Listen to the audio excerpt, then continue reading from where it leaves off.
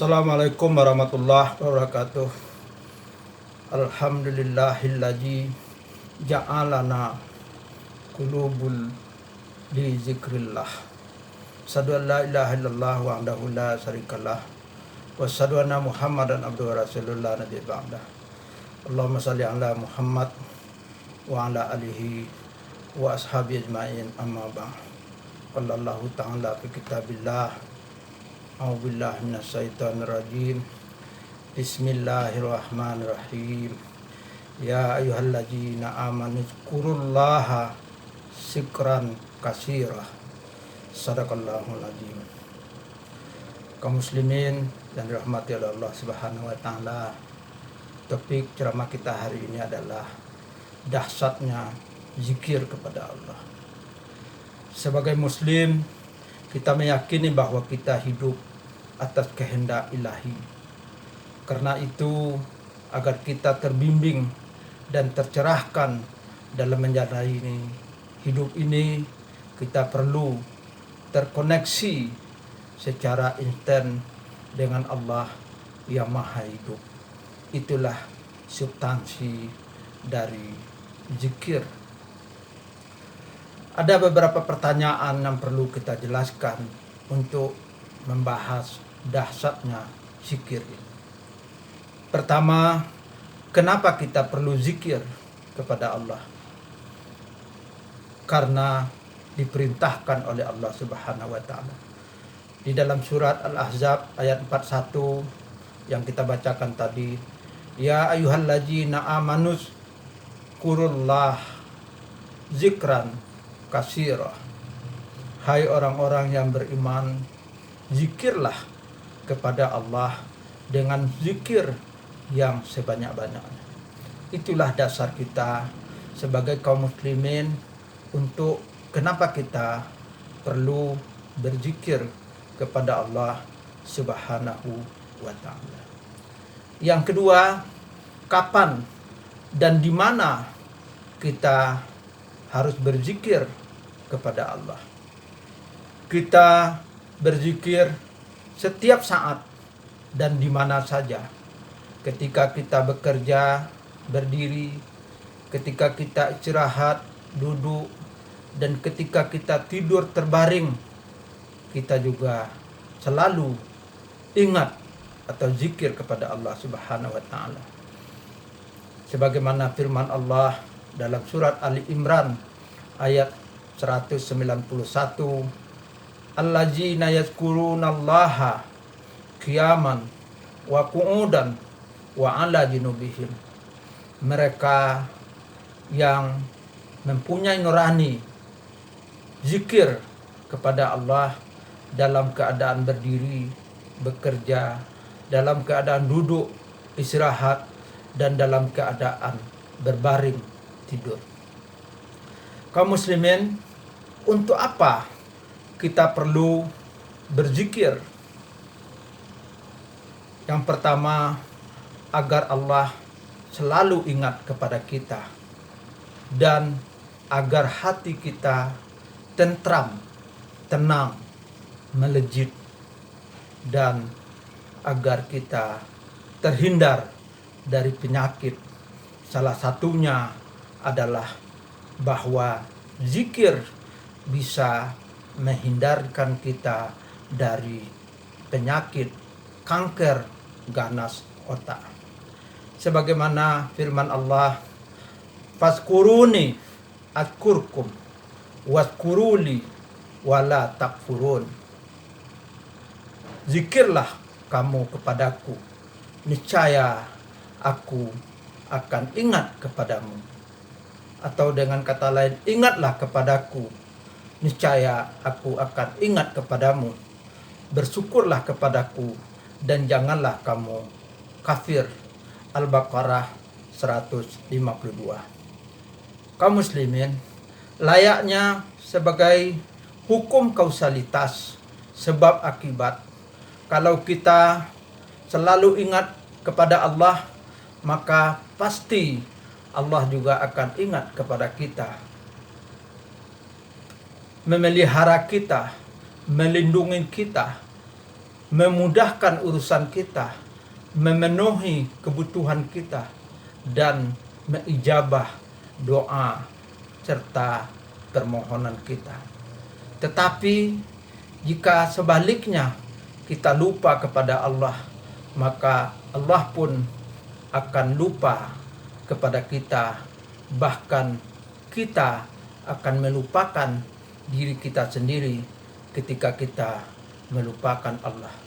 Mungkin juga Allah akan murka kepada kita, layaknya sang kekasih dengan kekasihnya.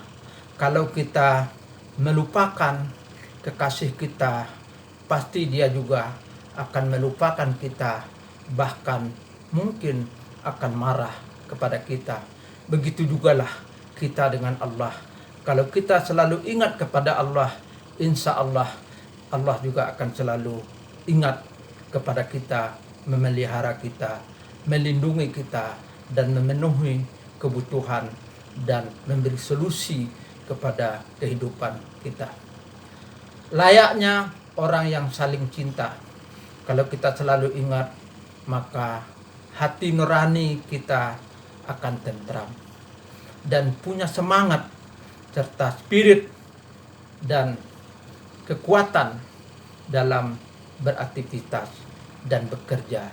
Sebagaimana firman Allah, alladzina amanu wa tatma'innu qulub bi zikrillah, ala bi zikrillah tatma'innul qulub. Orang-orang yang beriman dan hatinya tenang, tentram karena zikir kepada Allah. Ketahuilah, dengan zikir kepada Allah hati akan tentram. Ar-Ra'du ayat 28. Zikir kepada Allah bandingan sama dengan bersedekah, bahkan sama dengan jihad. Kaum muslimin, pada suatu kali Rasulullah duduk-duduk bersama sahabatnya, lalu beliau bersabda, "Hai sahabatku, maukah kalian aku ceritakan amalan terbaik dan paling bersih dalam pandangan Allah, serta orang yang tertinggi derajatnya di antara kalian, yang lebih baik dari menyedekahkan emas dan perak, serta memerangi musuh-musuh dan memotong leher mereka, dan mereka juga memotong leher kalian." Para sahabat bertanya, "Apakah itu ya Rasulullah?" Beliau menjawab, "Zikirlah kepada Allah Subhanahu wa ta'ala." Hadis riwayat Baihaqi. Jadi kaum muslimin, betapa dahsyatnya zikir itu, disamakan dengan jihad, disamakan dengan bersedekah emas perak, bahkan yang paling bersih di antara amalan adalah zikir kepada Allah Subhanahu wa ta'ala. Dari hasil riset, penelitian, dan pengalaman terbukti bahwa zikir dan doa dapat menyembuhkan kanker otak ganas dan kanker nasofaring. Metode zikir dan doa menyembuhkan kanker KU dan dikembangkan oleh seorang pakar ilmuwan, yaitu Profesor Dr. Muhammad Amin Syukur. Melalui zikir dia bisa mengobati kanker otak ganasnya yang menurut dokter tidak akan bisa disembuhkan. Begitulah dahsyatnya zikir bisa menyembuhkan daripada kanker otak. Profesor Amin Syukur itu dalam bukunya menyebutkan pada halaman 42 dari bukunya Kankerku, zikir yang menyembuhkan kankerku. Kata beliau, "Bagiku Allah adalah pusat kehidupan. kita berasal dari Allah, minallah. Kita dan segala yang melekat pada diri kita adalah milik Allah, lillah. Kita bisa menjalani hidup ini karena bantuan Allah, billah. Dan kita ada bersama Allah untuk melakukan berbagai aktivitas ma'allah. Dan pada akhirnya kita semua akan kembali kepada Allah, yaitu illallah. Kaum muslimin, zikir dalam artian luas adalah merasa selalu ingat, merasa selalu tersambung kepada Allah kapan dan di mana saja. Dapat dilakukan dalam hati, lisan, dan anggota perbuatan tubuh. Zikir dengan lisan dapat kita lakukan dengan membaca lafaz zikir seperti subhanallah, alhamdulillah, la ilaha illallah, wallahu akbar. Atau juga bisa kita zikir di dalam hati kita dengan membaca lafaz zikir tadi. Atau kita merasakan kehadiran Allah ketika membaca lafaz zikir tadi. Atau kita juga bisa berzikir dengan membaca ayat-ayat Allah, Al-Quranul Karim, atau merenungkan ciptaan Allah, ayat-ayat kauniyah, khususnya yang ada pada diri kita. Secara amal anggota tubuh, kita bisa berzikir dengan salat dan mensyukuri semua nikmat Allah dengan mempergunakan nikmat itu sebagaimana fungsinya diciptakan oleh Allah Subhanahu wa ta'ala.